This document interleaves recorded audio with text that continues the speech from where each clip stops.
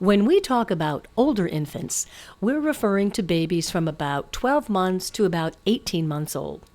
Babies at this age typically enjoy music, movement, sensory activities, and are just a few short months away from entering the toddler classroom. Each week, teachers plan engaging activities to support children's growth and development. This is done on the weekly lesson plan form.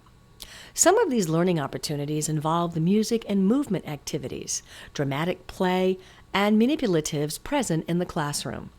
Daily activities are also planned on the weekly lesson plans, such as the book of the day, fine motor activities, sensory activities, gross motor activities, and more. Older infants are working on their gross motor skills and are beginning to move around more and more, crawling, pulling themselves up, to taking their very first steps to walking around the whole classroom.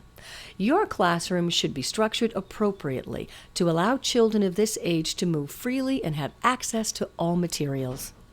Teacher materials should always be placed out of sight and out of reach for safety reasons. Since we know that babies learn through touching and exploring, all materials should be kept in containers that babies can easily access. These containers should be properly labeled with a picture of the item along with the English and Spanish word for the item. This begins to teach children at a very young age that each item has its very own place in the classroom, as well as teaching early literacy skills.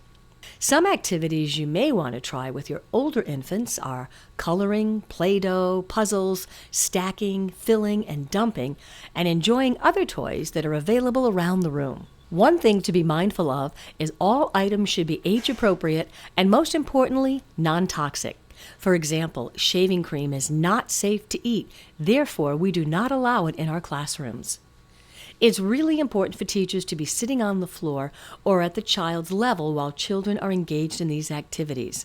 A teacher should always be interacting and supervising during this time.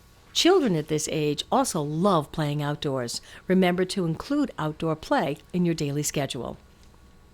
Circle time for older infants looks different than circle time for toddlers or preschoolers.